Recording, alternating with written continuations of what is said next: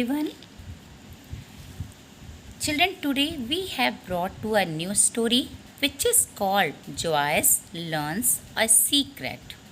This story is in your chapter 5. Chapter 5's name is Being a Well-Behaved Child. So children, you open page 48 and see here the story is the Joyce Learns a Secret. Children, before starting the story, I am going to ask you some questions. Okay? So first question is, what are good manners? What are good manners? Children, being well mannered means saying sorry, thank you, excuse me, etc. Okay? Now next question is, are people who forget their manners rude and disrespectful? Yes, those who forget their manners are rude and disrespectful everywhere. Right, children? Now third question is, what will happen if you are rude to your friends? Children, if we misbehave with our friends, then our friends will get angry with us, then they will not want to talk to me and will think that we do not have a manners to speak. Okay? Now fourth question is, who will you like as friends? People who are well mannered or people who are rude? We would like good mannered people as friends. Right? Now fifth question is, will you feel good about yourself if everyone calls you rude and ill mannered? If someone calls us rude and ill mannered, I will not like it at all. Right? If someone calls us rude and ill mannered, I will not like it at all. Okay, children? Children, you must understand it. Being well mannered means saying sorry, thank you, excuse me, etc. Along with intentional rudeness, forgetting manners also amounts to rudeness. If we are rude, we hurt others.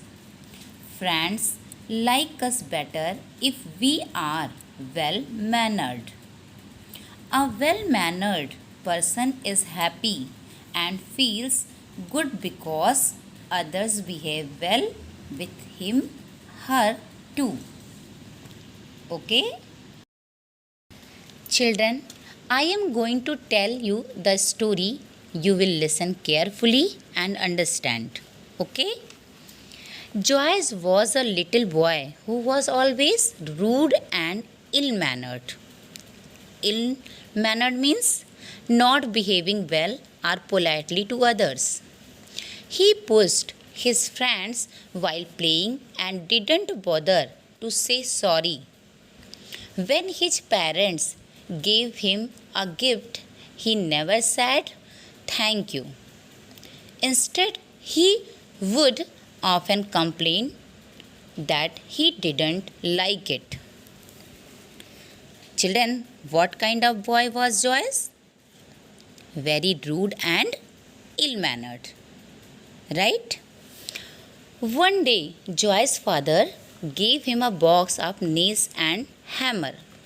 Joyce, every time you forget to say sorry, thank you, or excuse me, you must hammer a nail into the fence at the back of our house. Children, what is the meaning of fence? Fence means a line of wooden or metal posts joined by wood, wire, metal, etc. When the fence is fully covered, Father said, When the fence is fully covered, I will tell you a secret. Who said? Joy's father said. Okay. Joy's father said, time he forget to say sorry, thank you or excuse me, he must hammer a nail into the fence at the back of his house. When the fence is fully covered, he will tell his a secret. Joy liked this idea, which seemed like a game. Every time he was rude, he ran to the fence and hammered in a nail with all his force. As soon as his father came home from office every evening, Joy would show him how many nails he had hammered in that day. After a while, Joy started getting tired of hammering in the nails. The hammer was heavy and he found it difficult to handle.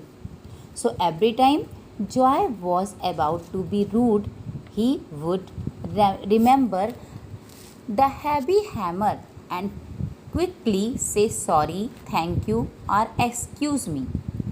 As time passed, he was hammering fewer and fewer nails into the fence. One day, Joy had no nails to show his father. His father said, why don't you pull out one nail for each day, that you remember your manners? Joy agreed. It was easier to pull pull out the nails than to hammer them in. Soon Joy had removed all the nails. When his father came back from work one day, Joy ran to him. Daddy, there are no more nails to put out. Now will you tell me the secret you mentioned earlier?